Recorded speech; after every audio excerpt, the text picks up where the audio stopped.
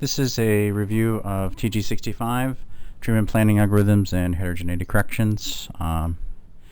It turns out if you sort of look at the differences between the treatment planning algorithms with respect to heterogeneity corrections, you learn a lot about the physics inside of those.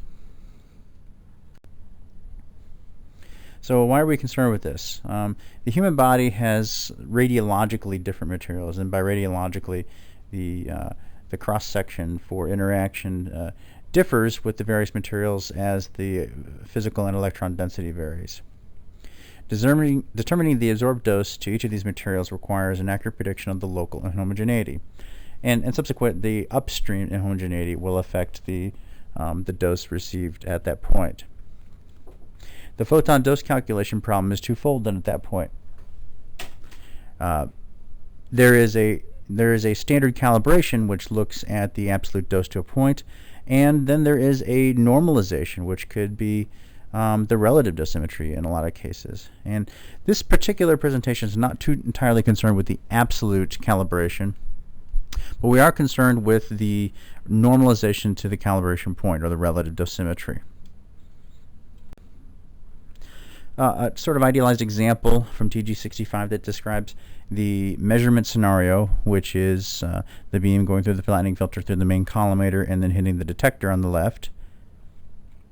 And then a typical calculation scenario where there are modifiers in the path of the beam, such as the compensator or the irregular shielding device, and the surfaces that are striking, or excuse me, the beam strikes unevenly. We might be interested in calculating to the midplane. It becomes a little bit more of a challenge when the original measurement is based on a homogeneous water phantom. So until the early 1970s, it was assumed that the patient was a block of water, that the infinite scatter condition existed, and that there was a lot of homogeneity surrounding your calc point, essentially all homogeneity. When CT reached its clinical utility, it became possible to get in vivo electron density values. And the electron density values, while related to the cross-section for the KV interactions, they're not the same thing as the cross-sections that would be found in the MV beams. So it's not an inverse CAT scan as much as it allows us to have a map of the relative density. The inverse computed tomography is a subject of another discussion. TG65 was put together to review the clinical need for the inhomogeneity corrections and review the currently available methodologies for tissue inhomogeneity corrections in these photon beams. And along the way, they talk about the basic physics and the methods that you use to compensate for these things. And by looking at all these and looking at the advantages and disadvantages of each of these algorithms, they're able to make a broader recommendation on the use of the inhomogeneity corrections in the clinical environment. So it's a report that was describing inhomogeneity corrections at a time when inhomogeneity corrections weren't necessarily commonplace. The data presented in the report are still valid, and the comparisons of the treatment planning algorithms are still accurate, although there are newer versions since this report was put out.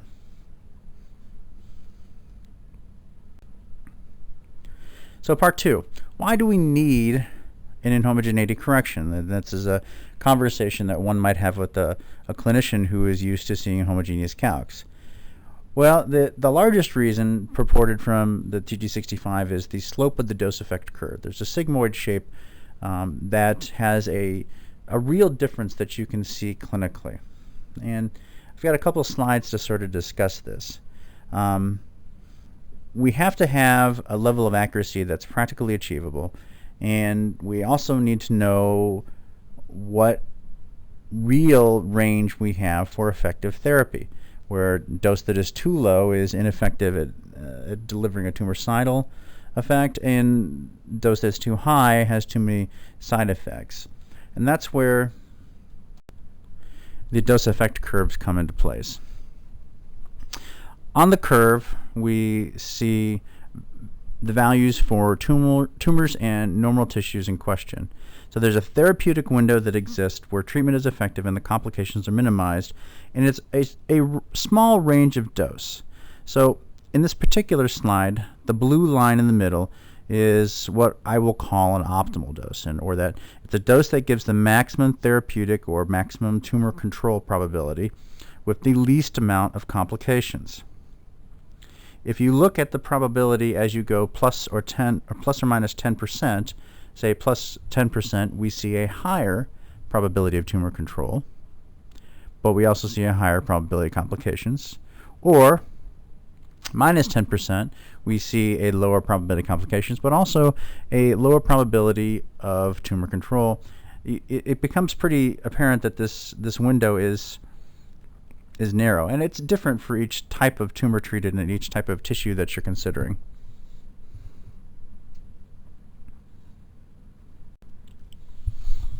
So there were two separate incidents that demonstrate a 7% dose difference seen on a clinical basis.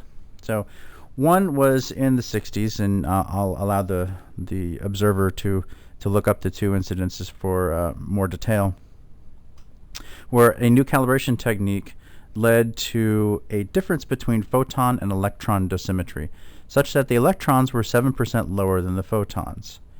And what they found during this study is that they were normally identical, but in this case there was an incidence of recurrence, and there was less skin reaction.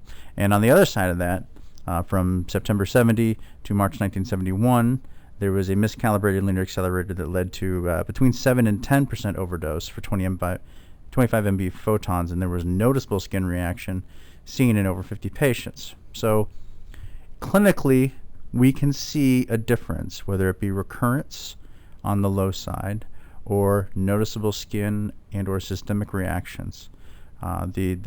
The papers are interesting, and the references are given in TG65 for those that are interested in learning more about that.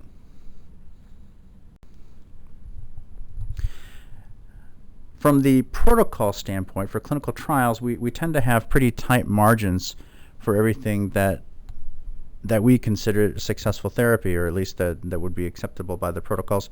And in RTOG 8808,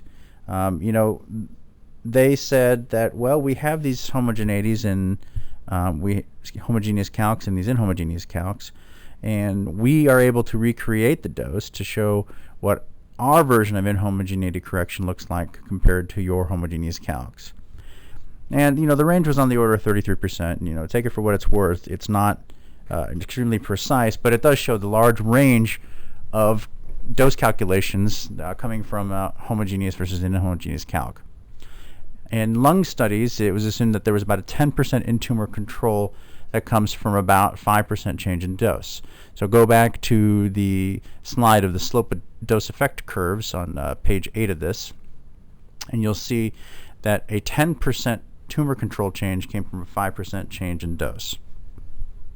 So it becomes very interesting, especially in this large inhomogeneity area like the lung, that a 5% change in dose would cause this. I think subsequently the prescription was increased after this, but nonetheless, there are clinically observable results. At this point, we want to know systemically, what is the uncertainty in our calculation, knowing that from our curves of tumor control and moderating the unfortunate responses of radiation therapy, we have a therapeutic window which is on the order of 5 to 10%. Or if we are doing these protocols to determine what 180 centigrade a day is giving, what's our real value? What can we expect to see in this error? So this is a multi-study. This is a data set from a multi-study longitudinal data collection over many years that was presented in the TG65. And you can see that the dose at the calibration point in water has an uncertainty of 2.5. Remember, this is written in 2004, and from anecdotal conversations with physicists who are more experienced than myself, that number is not unrealistic. So additional uncertainty for other points, such as off-axis factors or wedge factors or compensators, 0.6%. Beam monitor stability, voltage fluctuations, line current, beam flatness, patient data, patient setup and organ motion. You see all these things, and they sum up to an overall, excluding the dose calculation, of being about 4%. So now you have the dose calculation algorithm, or what is the calculational algorithm off by, let's say 1, 2, 3, or 5%. And you see how these effects sort of sum in quadrature, where if you might be 5% off with your 4% overall error in the dose excluding dose calculation, you can see that you receive almost a 7% uncertainty. And I hope and I strive to make sure that the category on the right, or the uncertainty in the future, is closer to where we are. We routinely do absolute dose in Phantom to better than 2% uncertainty. Patient motion excluded, of course. So the effect of any dose calibration is summed in quadrature as far as the uncertainty, and we can see that this is where the need for the heterogeneity correction comes in. A lot of these factors are improvable, but they're never going to be eliminated. So it is my hope that we can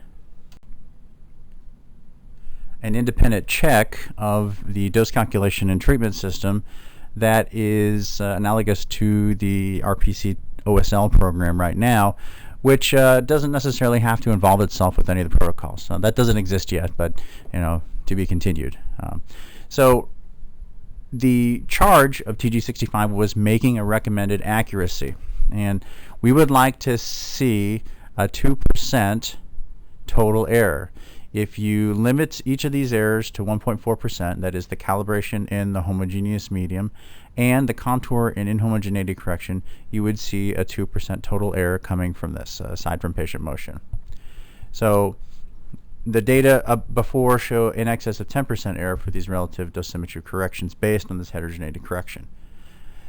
So the long and short story of what I'm trying to say here is that dose calculations occur in a two-step process. You have to calibrate your Phantom to some known point, and then you have to come up with all the relative changes that may occur to the tissue and air around that point to give the point dose. The sum of the point doses in any plane or volume becomes the isodose. And this sort of comes close to the end of section 1 of this discussion. So let's pause for thought. If it were true that you happen to be 2% off, or your accelerator's output is measured at 0.98 centigrade per monitor unit, while the treatment planning system assumes that it's got a 1.000 at the calibration point, assuming that there's a 2% difference, what is the total error? How is the total error changed based on table 1? So if we look at the difference for any of the summed quadrature results between 0.1 and 0.4% overall, so that 2% error at the calculational point for the absolute calibration and for the treatment planning system doesn't translate to a 2% error overall, understanding that the total error magnitude is greater than 3%. So one of the things to consider in each of our steps is that we can make things tighter, remembering that making things tighter doesn't always have the effect on the total outcome that we think it might. And that's it for this first section. Thanks for paying attention.